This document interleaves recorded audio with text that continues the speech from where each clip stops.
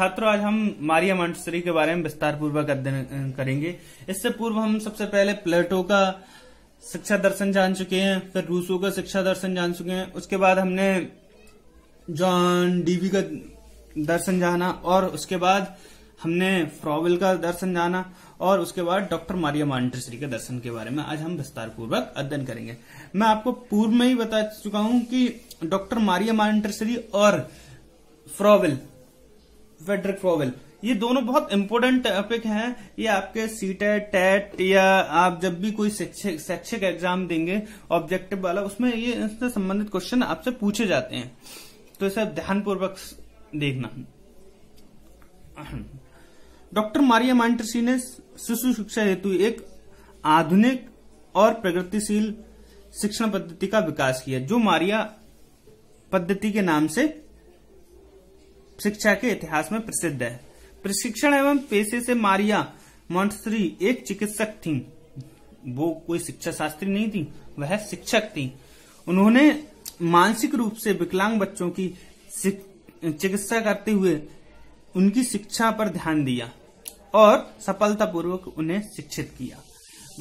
Maria Montessori विकलांग बच्चों का ध्यान रखती थी, उनकी चिकित्सा करती थी, उनकी डॉक्टरी करती थी। उसके बाद उनकी शिक्षा पर ध्यान दिया और उन्हें अच्छे तरीके से शिक्षित किया। जन्म के बारे में जान लेते हैं। मारिया मॉन्टेसरी का जन्म 1870 ईस्वी में इटली में हुआ। समृद्ध परिवार से थी। बचपन में ये एक अभिनेत्री बनना चाहती थी, परंतु पढ़ाई में अच्छे होने के कारण इनके पिताजी ने इन्हें प्रोत्साहन किया और इन्हें चिकित्सा के क्षेत्र में कार्य करने को कहा और उन्होंने अपने पिता के अनुसार चिकित्सा के क्षेत्र में काम किया।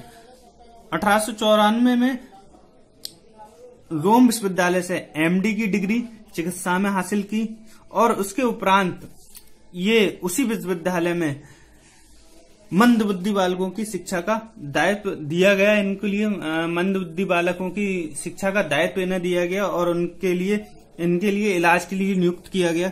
तो उन्होंने एक अच्छी शिक्षण पद्धति का जन्म किया, जिसका नाम इन्होंने अपने ही नाम के मॉन्टेसरी शिक्षा प्रणाली पर दिया। सन 1939 में ये भारत भी आई थी और यहाँ पर उन्होंने मॉन्टेसरी शिक्षण पद्धति के संदर्भ में व्याख्यान दिया और मद्रास व अहमदाबाद में इन्होंने इसके प्रशिक्षण भी, बहुत सारे शिक्षकों को इसका प्रशिक्षण भी दिया। इनकी मृत्यु 1952 ईस्वी में हो गई। ठीक, ये इनका इतिहास हो गया। इनके शिक्षा दर्शन के बारे में जान लेते हैं। शिक्षा दर्शन इनका मुख्य रूप से क्या था कि जो बच्चे मंदबुद्धि हैं, विकलांग हैं, उनके लिए शिक्षा की अच्छी व्यवस्था हो जिससे वो बच्चे अपने आप को अपंग महसूस ना करें। मॉन्टेसरी का मानना था कि बालक मंद बुद्धि जन्म के समय हो सकता है, परंतु उसे सही प्रशिक्षण से शिक्षित किया जाए तो वह सामान्य बालकों की तरह हो जाएगा। उन्होंने इस शिक्षा दर्शन में कहा कि बच्चों को स्वतंत्रता के माध्यम से शिक्षा देनी चाहिए, मनोवैज्ञानिक विधियों और पद्धतियों से शिक्षा देनी चाहिए और स्व शिक्षा पर उनकी बल देना चाहिए, यानी स्वयं करके वो सीखे तो वो दूसरे बच्चों की तरह हो जाएंगे। तो उनके मुख्य रूप से क्या था, शिक्षा दर्शन पे उन्होंने ज्यादा बल दिया। उनका शिक्षा दर्शन क्या कहता था कि बालक विकलांग हो या मंद हो, उसे अच्छी शिक्षा दी जाए, बालक सामान्य बच्चों की तरह हो जाएगा। सबसे इम्पोर्टेंट चीज, मॉन्टेसरी मेथड या मॉन्टेसरी पद्धति, ये इससे संबंधित आपके टेट, सीटेट वगैरह में बहुत सारे क्वेश्चन आते हैं।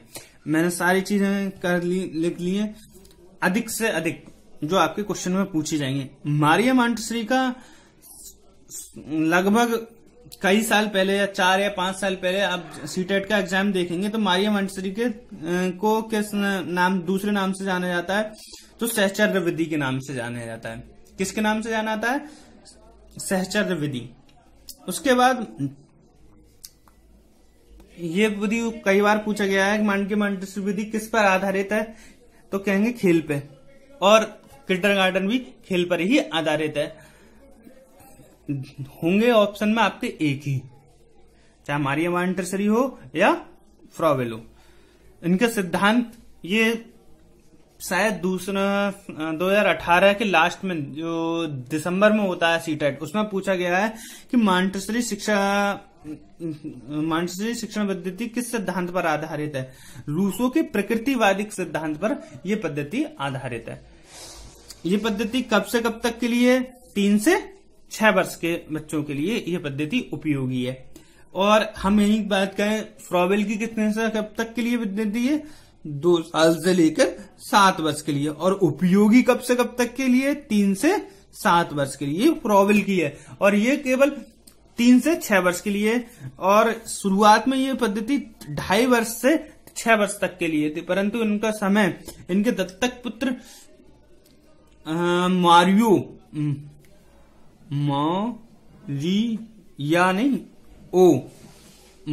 इनके दत्तक पुत्र का नाम था मारियो ने इसे 3 से 6 वर्ष के लिए कर दिया। अब मौर्य पुत्र ने इनका 3 से 6 वर्ष के लिए कर लिया। इनकी शिक्षण विधि में उन्होंने कहा बाल भवन, यानी कि विद्यालय को इन्होंने क्या दिया? विद्यालय को बाल भवन बनाया, जिसमें चार्ट, चित्र, खिलौने, कार्ड वगैरह हों, जिससे ये बच्चे अधिक से अधिक अपनी शिक्षा का माध्यम से, मतलब शिक्षण ज्ञान इंद्रियों व कर्म इंद्रियों के माध्यम से इनका प्रयोग करके शिक्षा को ज्यादा से ज्यादा ग्रहण करें। बाल गृह या बाल भवन को क्या नाम से जाना जाता है? लहर कक्ष। लहर कक्ष के नाम से इन्होंने इसका दूसरा नाम दिया। आपके ये क्वेश्चन पूछा जा सकता है कि मारिया मोंटेसरी के विद्यालय का नाम क्या है? तो बाल भवन या लहर कक्ष। ठीक। मारिया मोंटेसरी के प्रशिक्षण के भाग, मारिया मोंटेसरी ने प्रशिक्षण के 3 भाग दिए हैं। एक पहला है भाषा शिक्षा, दूसरा कर्म इंद्रियों की शिक्षा, और तीसरा ज्ञान इंद्रियों की शिक्षा। ठीक। भाषण शिक्षा में उन्होंने कहा वही चीज फ्रॉबेल ने क्या कहा? पहले पढ़ना फिर लिखना, परंतु इनने क्या कहा? पहले लिखना फिर पढ़ना। ठीक। तो और उन्होंने ये बताया था, लिखने के पीछे उन्होंने कारण दिया था, उच्चारण करने में बच्चे को शुरुआत में बहुत कठिनाई होती है, इस वजह से पहले लिखना सिखाया जाना चाहिए और फिर पढ़ना सिखाया जाना चाहिए। उसके बाद उन्होंने कर्म इंद्रियों की शिक्षा पर बात किया, जिनसे हम कर्म करते हैं। जैसे कर्म इंद्रिय कौन कौन से हो सकते हैं? हाथ, पैर, हाथ, पैर, जीव, जिससे हम बोलते हैं। तो इन चीजों को प्रशिक्षण करने के लिए उन्होंने कहा, करके सीखने पर बल दिया। जैसे उन्होंने क्या कहा? जैसे कोई बच्चा मान लो जन्म से ही नेत्रहीन है, तो वो क्या करेगा? स्पर्श के द्वारा पहचान जाएगा, अपने हाथों से स्पर्श करेगा तो बता देगा ये क्या है। ठीक। तो ये क्रियाओं पर बल देते हैं। क्रियाओं पर बल देने के लिए उन्होंने क्या काम किया? नहाना, धोना, कपड़े पहनना, जूतों के फीते बांधना, इस तरह की क्रिया को बच्चों को खुद करने के लिए कहा था।